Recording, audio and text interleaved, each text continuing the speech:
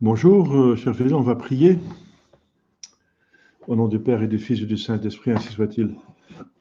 Je vous salue Marie, pleine de grâce, le Seigneur est avec vous. Vous êtes bénie entre toutes les femmes et Jésus, le fruit de vos entrailles, est béni. Sainte Marie, Mère de Dieu, priez pour nous pauvres pécheurs, maintenant et à l'heure de notre mort, ainsi soit-il. Cœur sacré de Jésus, aie pitié de nous. Saint Joseph, priez pour nous. Nos saints anges gardiens, veillez sur nous. Nos saints patrons, priez pour nous. Au nom du Père et du Fils et du Saint-Esprit, ainsi soit-il. Voilà, chers fidèles, on continue avec le catéchisme, 12e leçon, les vertus théologales. Théologa, ça vient de théos, en grec ça veut dire Dieu. Théologa, ça veut dire qui ont rapport à Dieu directement. Et c'est la foi, l'espérance, la charité. Je crois Dieu et je crois en Dieu, j'espère en Dieu et j'aime Dieu. Voilà. Et j'espère en Dieu et j'espère Dieu. Ça veut dire j'espère de recevoir Dieu. Et j'espère en Dieu, ça veut dire qu'il me donne des forces pour aller au ciel. Et je crois Dieu, parce que je crois tout ce qu'il dit, et je crois en Dieu, ça veut dire je crois en son existence. Donc, ce sont les trois vertus théologales qui ont directement Dieu pour objet, qui se dirigent directement vers Dieu, et qui unissent donc notre âme avec Dieu. La foi unit notre intelligence, l'espérance unit notre mémoire, et l'amour de Dieu unit notre volonté. Donc les trois puissances de l'âme sont unies avec les trois vertus théologales aux trois personnes divines. Et la foi en Dieu, surtout le Père, l'espérance dans le Fils qui nous a sauvés, et l'amour par le Saint-Esprit. Donc voilà. C'est pas par hasard que ces trois vertus théologales, il y a trois personnes divines, il y a trois facultés dans l'âme. C'est pas par hasard. Et toutes les autres vertus, comme la justice, la tempérance, la prudence, etc., la douceur, la chasteté, etc., toutes ces autres vertus sont plutôt dirigées vers les créatures, qui règlent notre comportement envers les créatures, soit ce nous-mêmes ou les autres, ou les choses ou les personnes, selon la volonté de Dieu. Selon la volonté de Dieu. Donc c'est quand même des vertus, n'est-ce pas, qui ont le mérite pour le ciel, et que Dieu nous a imposées, mais qui n'ont pas directement Dieu pour objet, comme la foi, l'espérance, la charité, mais les choses, toutes les choses avec lesquelles nous vivons, mais qu'on règle, qu'on utilise, qu'on se comporte envers elles, selon la volonté de Dieu. Voilà.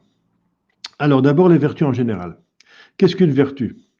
Une vertu est une disposition habituelle de l'âme qui nous porte à faire du bien.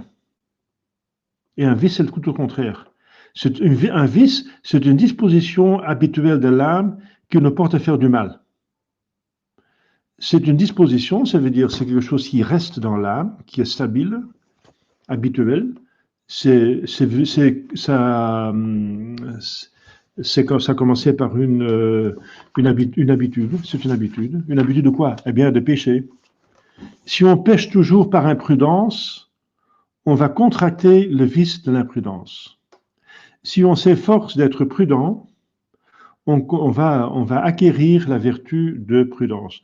Donc, si on fait des actes d'une vertu, on va recevoir cette vertu parce qu'on va acquérir l'habitude. Si on fait répétitivement un acte de vertu, on va acquérir une habitude, et l'habitude de faire du bien, c'est justement la définition d'une vertu. Donc, on peut obtenir une vertu en exerçant la vertu, en faisant beaucoup des actes. Par exemple, je suis colérique, eh bien, je fais tout le temps, autant que je puisse, faire des actes de contenance de moi-même, de contrôle, d'autocontrôle, de douceur, de tempérance, de force pour me contenir, de patience, de longanimité, de libéralité dans le bon sens, ça veut dire d'être bon envers les autres, dans le bien. Le libéralisme, c'est être permissif dans le mal. C'est un vice, mais être libéral, c'est une vertu. On peut être libéral dans le bien, ça veut dire on est très tolérant envers les autres, on supporte les mauvais caractères, c'est même une œuvre de miséricorde spirituelle. Mais c'est autre chose de supporter avec patience un mauvais caractère que de l'approuver. Nos vices, ça c'est différent. Ça c'est la libéralité vertueuse ou le libéralisme, la libéralité vicieuse. Voilà. Donc c'est une vertu. Une disposition, donc quelque chose qui reste, demeure dans l'âme, qui donne une facilité de faire le bien. C'est une vertu. Facilité pour faire le mal, c'est un vice. Et on le contracte par beaucoup avoir péché dans ce sens, ou bien parce qu'on a une faiblesse dans l'âme. On est né comme ça. Tout le monde est né avec quelques vertus, avec quelques faiblesses. Ouais. Tout le monde a des points forts et des points faibles dans son caractère, dans son tempérament. Et justement, notre acheminement de vie spirituelle, nous avons tous la même foi, mais nous avons tous un autre itinéraire à faire. Ça veut dire l'itinéraire de développer nos vertus dans la prudence et dans la modération et la justice, dans la justesse de la justice. Et parce on peut aussi exagérer par une vertu, et alors ça devient un vice. Si on exagère, on est trop parcimonieux, alors on devient avare, hein, voilà, etc. Donc la vertu se trouve dans un juste milieu qui est un sommet de pas assez ou de trop, n'est-ce pas? Parce que justement, c'est dirigé vers des créatures, la plupart des vertus. Et les créatures ont leurs limites. Donc il faut la juste limite. La juste mesure, alors cette vertu se trouve au juste milieu, sauf les vertus théologales, parce qu'ils ont Dieu comme objet qui est infini. Alors la mesure d'aimer Dieu, c'est l'aimer sans mesure, dit Saint Augustin, parce que la mesure de Dieu est justement l'infini. Alors la prudence nous apprend qu'il faut aimer Dieu avec jamais assez, quoi. Voilà, c'est ça. Donc ça c'est l'exception qui confirme la règle. Donc, le juste milieu des vertus théologales, c'est l'infini, hein, c'est aller jusqu'au bout, autant qu'on puisse, avec l'aide de la grâce, bien sûr. Qu'appelle-t-on les vertus naturelles? Parce qu'il y a aussi des vertus surnaturelles ou infuses. Eh bien, les vertus naturelles, vous pouvez le deviner, ça appartient à notre nature. Et la surnature, c'est donc donné par Dieu après la création. Donc, on appelle vertu naturelle nos bonnes dispositions natives ou bien acquises par nos propres forces, mais aidées peut-être par la grâce, oui, mais quand même par nos propres forces. Comme je dis, on fait des efforts pour être doux, patient, parce que si on est impatient, on fait des actes de patience et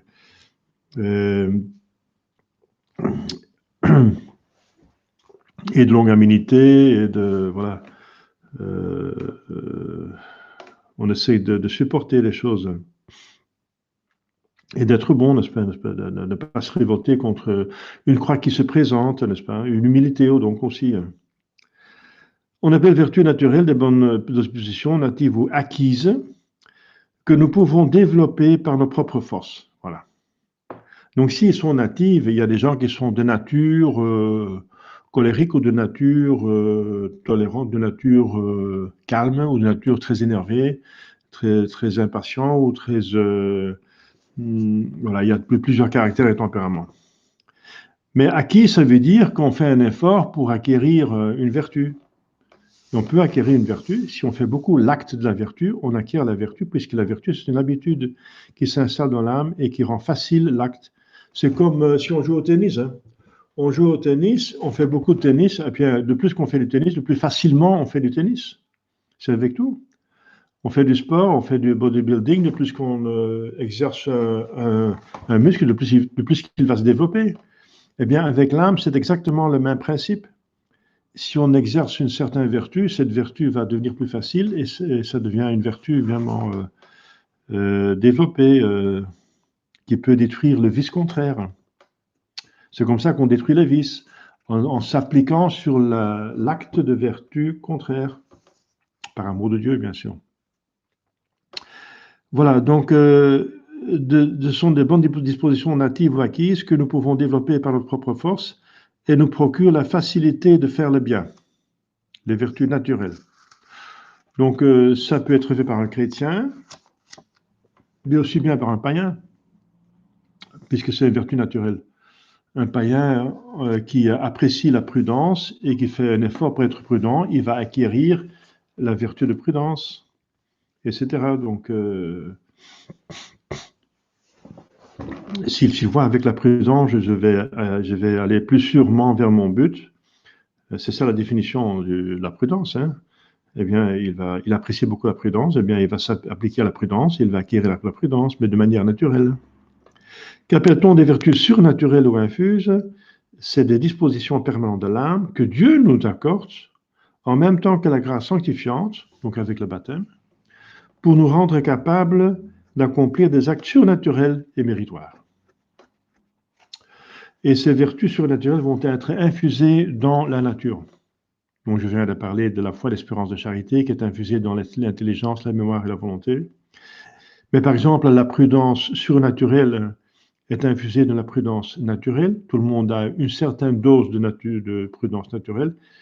Eh bien, avec le baptême, on reçoit donc les vertus surnaturelles infusées, donc le bon Dieu les donne. Et on reçoit l'abondance, la plénitude avec le sacrement de la confirmation. C'est notre Pentecôte, vous comprenez? Mais à chaque fois que la grâce sanctifiante augmente, par chaque bonne œuvre qu'on fait, par chaque sacrement qu'on reçoit, etc., à chaque fois aussi, les vertus surnaturelles croissent en même temps avec la grâce sanctifiante. Donc, qu'appelle-t-on les vertus théologales? Ce sont les vertus surnaturelles qui ont Dieu lui-même pour motif direct et pour objet principal. Pour motif direct, c'est parce que je crois en Dieu, parce que le motif, c'est parce qu'il est véritable. Il ne peut pas mentir et pas me tromper. Voilà. Et c'est tout. Donc le motif est Dieu et l'objet est Dieu. La même chose pour l'espérance. J'espère en Dieu. J'espère d'être avec lui. Le ciel, c'est d'être avec lui. Donc on espère en Dieu. On espère d'être avec Dieu, mais le motif est aussi Dieu parce il est assez bon, infiniment bon pour donner le ciel. Il est assez puissant, tout puissant, pour pouvoir nous donner le ciel. Et l'amour, la même chose. On aime Dieu et le motif, c'est parce qu'il est infiniment aimable. Donc Dieu est l'objet et le motif direct des vertus théologales. Eh bien, combien en a-t-il? Bien, on a vu qu'il y en a 3. Et on commence par la foi. La foi est très importante, hein. Avec la foi, on a la religion. Sans la foi, on n'a pas de religion. La foi est la vertu théologale par laquelle nous croyons fermement tout ce que Dieu a révélé et que la Sainte Église nous propose à croire. Chaque mot est important. Donc c'est une vertu, c'est habituellement en nous, une fois qu'on l'a, c'est habituellement, c'est un don, n'est-ce pas, de Dieu, théologal, qui a Dieu comme objet et comme motif. On croit en Dieu, par laquelle nous croyons fermement. Croire, c'est quoi? Croire, c'est accepter une vérité sans l'avoir vue ou compris soi-même, sans l'avoir perçue soi-même. On ne l'a pas entendu, on ne l'a pas vu, on ne l'a pas touché, on ne l'a pas senti, on ne l'a pas goûté, on ne l'a pas perçu nous-mêmes, on n'a même pas compris. Mais on accepte quand même cette vérité parce qu'il y a un témoin qui nous le dit et qui est crédible. Crédible. Par exemple, je crois que la Chine existe, je n'ai jamais vu la Chine, mais je crois les hommes de livres d'histoire et de géographie et donc oui. J'ai vu des reportages, etc. Et je ne pense pas que ce sont tous des falsifications. Donc, je crois que la Chine existe, c'est un pays qui existe. Sans l'avoir vu nous-mêmes, je crois. Il y a plein de choses que nous croyons, et dans notre croyance, notre foi, la fermeté de la foi dépend de la crédibilité du témoin. Eh bien, Dieu est infiniment crédible. Il est la vérité, il sait tout et ne peut pas nous tromper, donc nous croyons absolument fermement. C'est une certitude plus forte que toute autre certitude, puisque Dieu est une certitude incroyable, donc infinie, enfin incroyable. C'est pas le cas de dire, hein. Enfin façon de parler, hein. Donc il est la vérité. Il s'est voulu révéler, hein, il a donné la révélation parce que par nous-mêmes, on ne pouvait pas savoir toutes les vérités qui sont nécessaires pour faire notre salut. Donc Dieu a bien été obligé, par bonté, n'est-ce pas, de révéler des choses dont nous avons besoin. Mais vous savez qu'il y a des mystères de foi, ce sont des mystères qui sont révélés, mais qui après leur révélation ne sont toujours pas totalement compris. Nous croyons fermement, donc fermement, parce que le doute le doute sur la foi, c'est déjà un péché mortel. Parce que c'est supposer que Dieu peut se tromper ou qu'il est un menteur et un trompeur. Donc c'est blasphématoire, sacrilège. Donc il faut croire fermement. Une fois qu'on sait que c'est Dieu qui parle, bien sûr. Une fois qu'on sait que c'est Dieu qui parle, et on sait que c'est Dieu qui parle parce qu'on a écouté son Église. Et son Église, on peut la trouver, parce que Dieu parle à travers son Église. Et son Église, on peut la connaître à 6 marques. La vraie Église est une sainte, catholique et apostolique. Et les marques extérieures sont des prophéties et des miracles. Eh bien, ces 6 critères, on peut savoir que c'est Dieu qui parle. Et alors, une fois qu'on sait que c'est Dieu qui parle, on ne peut plus douter de la révélation. Pouvons-nous mettre en doute l'une ou l'autre vérité de la foi? Voilà. Non, nous pouvons mettre en doute aucune vérité de la foi, mais nous devons croire fermement toutes les vérités révélées et chacune en particulier. Chacune en particulier. Parce que si on rejette une vérité révélée en particulier, on devient hérétique, et hérétique, c'est un péché mortel qui se trouve même en dehors de l'Église. Donc la foi est une vertu très importante. Si on pêche contre la foi, on est directement en dehors de l'Église. Un hérétique, un schismatique est en dehors de l'Église. Si on pêche contre le 5e commandement, on a tué quelqu'un, c'est très très très grave, mais on n'est pas forcément en dehors de l'Église. C'est pas à cause de cela. On est un mauvais membre qui va en enfer s'il ne se convertit pas, mais on appartient toujours à l'Église. Eh bien, par la foi, on n'appartient plus à l'Église. Donc ça montre que c'est encore pire, de certaine façon. Parce que Dieu est vérité, et si on ne croit pas, on met en doute son âme, je veux dire, façon de parler, son âme, ça veut dire le plus intérieur, le plus intime, son intimité, n'est-ce pas? Dans son intimité, Dieu est Trinité, et dans la Trinité, le Verbe est engendré par le Père, et c'est un acte de vérité, d'intelligence. Et cette vérité est aimée infiniment, et inspire le Saint-Esprit. Donc, c'est pour ça que Dieu ne supporte pas qu'on met en doute la vérité. Alors, on met en doute Dieu tout entièrement. On va contre la Sainte Trinité à ce moment-là. Pourquoi devons-nous croire fermement? Parce que Dieu est la vérité même, qui ne peut ni ne se tromper, ni nous tromper, comme on a vu. Alors, il y a 4 vérités. On dit, je vais vous raconter les 4 vérités. C'est une expression, eh bien, ça vient du catéchisme. Il y a 4 vérités que nous devons absolument connaître. Par exemple, j'ai eu le cas d'une personne qui voulait se convertir sur son lit de mort et voulait être baptisée. Alors, j'avais pas le temps de faire le catéchisme et j'ai demandé de croire dans ces 4 vérités fondamentales pour pouvoir le baptiser sur son lit de mort. Parce que quelques jours après, 6 jours après, il est mort. Quelques jours après. Et il est dans le ciel, bien sûr, parce que si on meurt après ce baptême, on va au ciel. Alors, les 4 vérités sont qu'il y a un seul Dieu, qu'il y a 3 personnes divines, Dieu le Père, Dieu le Fils et Dieu le Saint-Esprit, que Dieu le Fils s'est fait homme et nous a rachetés par sa mort, et que Dieu récompense le bien et punit le mal. Ce sont les 4 vérités qui se trouvent aussi dans l'annexe de l'acte de foi. Au début il y a l'acte de foi. L'acte de foi avec, c'est ici les 4 vérités qui sont encore expliquées dans cette question. Voilà. Les 4 vérités sont tellement importantes qu'on les met même dans l'acte de foi, qu'on doit dire le matin et le soir, selon le catéchisme. Si on fait la prière du matin et du soir du catéchisme, eh bien, ce qui est quand même, les évêques demandent de le faire, eh bien, l'acte de acte de foi dans les 4 vérités est exprimé à chaque fois. Suffit-il de connaître les 4 vérités principales? Non, bien sûr, ça ne suffit pas.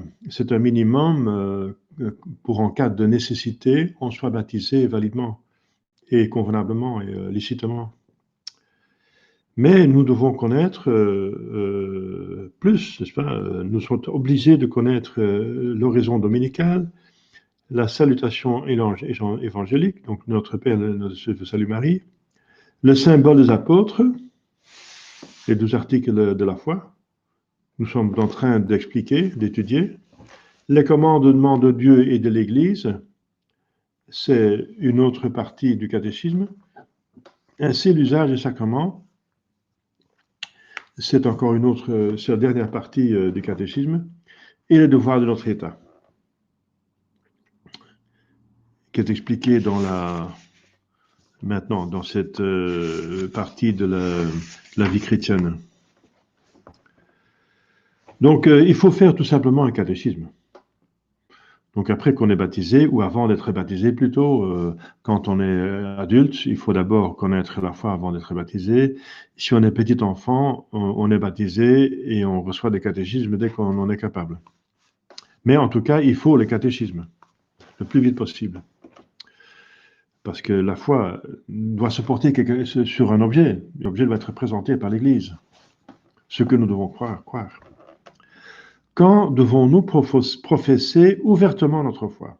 Mais parfois, ce n'est pas facile. Hein. Parfois, on a tendance à rougir. Eh bien, il ne faut pas faire, il faut professer ouvertement.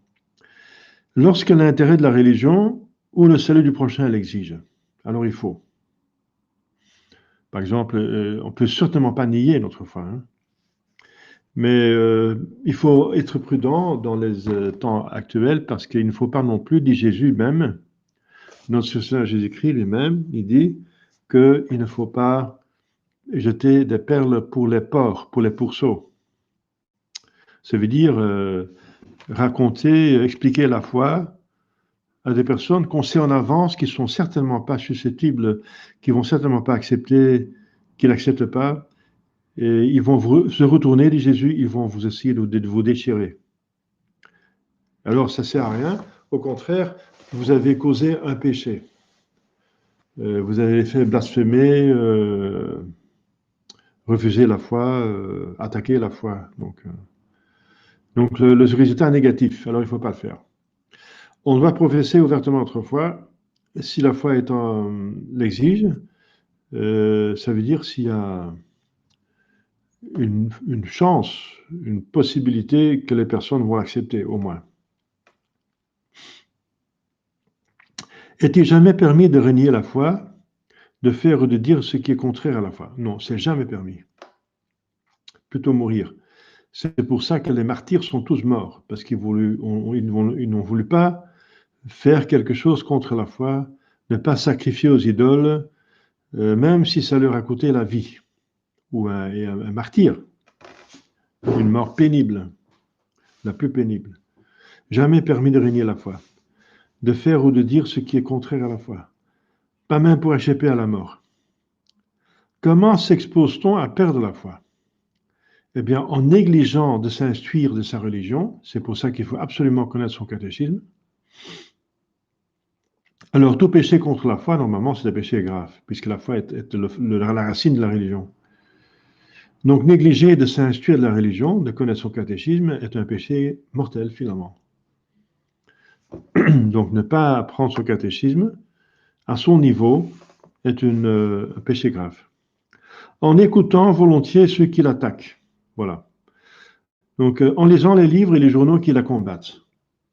Donc, c'est très important parce qu'il y a plein de gens qui vont sur Internet, qui vont lire n'importe quoi et qui vont voir toutes les opinions, même hérétiques et schismatiques, sur la foi. Ils vont tous consulter, tout, ils vont lire. Eh bien, c'est interdit, c'est des grands péchés mortels.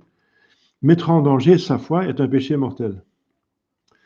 Donc, on n'a pas la liberté d'aller partout lire les livres et maintenant sur Internet, écouter regarder la télévision, des émissions, des revues, etc., qui attaquent la foi ou qui la mettent en doute ou qui attaquent un point de la foi. Ouais, donc, on pêche beaucoup contre cela. Hein.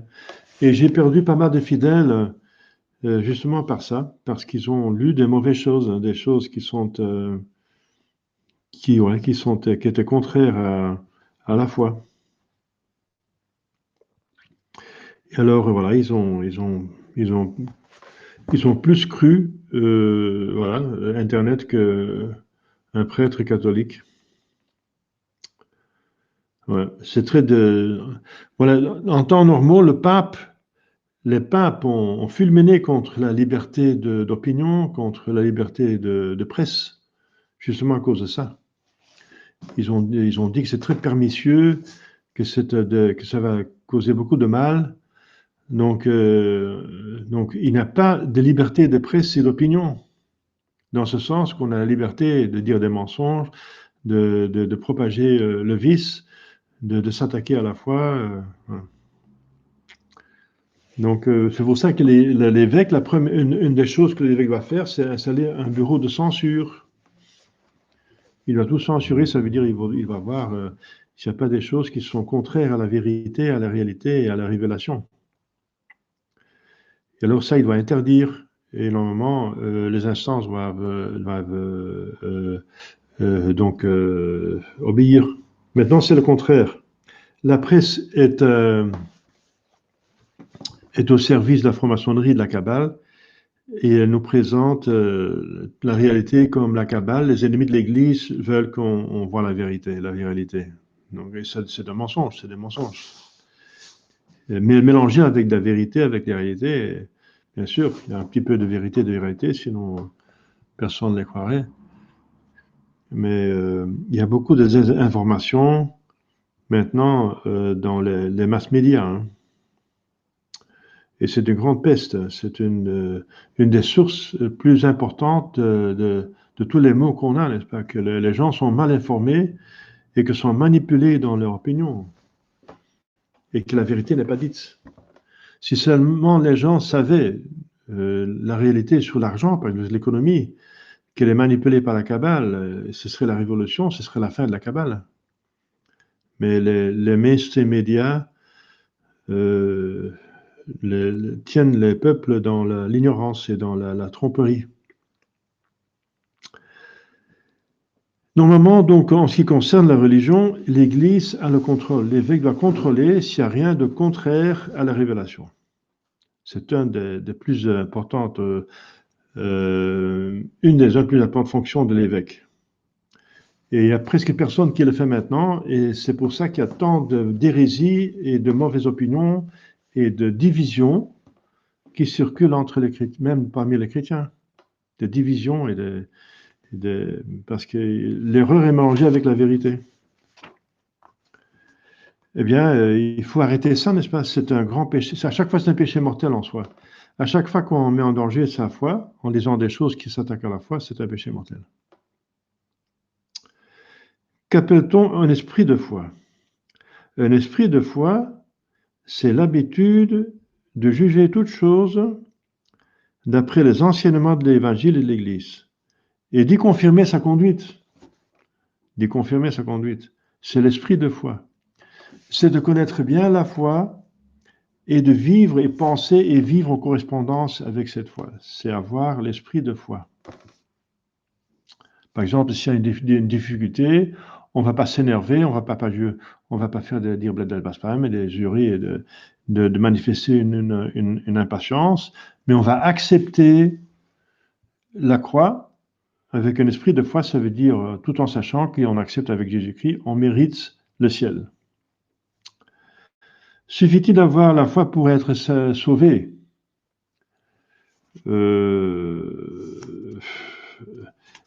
C'est absolument nécessaire pour être sauvé, mais ça ne suffit pas. Nous devons aussi vivre d'après nos croyances. Il faut croire, Jésus l'exige, il est très exigeant pour la foi, il dit, vous croyez, le règne des cieux est tout proche, votre foi vous a sauvé, qu'il vous arrive selon votre foi. Jésus demande la foi, et les Juifs qui refusent la foi en lui, il va dire qu'ils vont aller dans l'enfer, qu'ils vont périr dans leurs péchés, donc il faut croire absolument, mais aussi vivre, parce qu'après Jésus dit, gardez mes commandements, ceux qui m'aiment gardent mes commandements. Donc il faut aussi vivre d'après nos croyances. Car la Sainte Écriture dit que la foi sans les œuvres est une foi morte. Et je dirais plus, c'est la foi du diable. Parce que le diable aussi, n'est-ce pas, il croit. Il ne voit pas Dieu, donc il croit, il sait que Dieu est trinitaire, etc. Il a une foi parfaite, il sait très bien ce que sont les vérités. Il connaît les vertus théologales pour essayer de les attaquer. Il connaît les dons du Saint-Esprit, il connaît les 10 du commandement de Dieu, il connaît les sacrements, les 12 articles de la foi, il connaît toute la théologie. Le diable connaît, il a une foi parfaite, mais il n'agit pas selon la foi, il agit contre la foi, et c'est ça qui fait qu'il est méchant. Donc, avoir une foi, une bonne foi, une foi ferme, tout ce que vous voulez, mais ne pas faire les œuvres, c'est la foi du diable, c'est la foi de Luther, c'est la foi des protestants. Luther qui a dit péchez hardiment parce que vous ne pouvez pas vous empêcher de pécher, donc péchez hardiment, mais croyez encore plus. Croyez encore plus que Jésus vous a sauvé, que Jésus a payé la dette en votre place. Donc c'est la foi du diable. C'est la foi des protestants, des hérétiques. Donc il faut absolument aussi vivre selon la foi. Un arbre qui ne porte pas de fruits va être coupé, dit Jésus. Voilà, la prochaine fois, on parlera de l'espérance, la charité, le don du Saint-Esprit. Est-ce qu'il y a des questions par ici? Je ne vois pas de questions. Non. D'accord. Tant mieux. Alors, on va prier.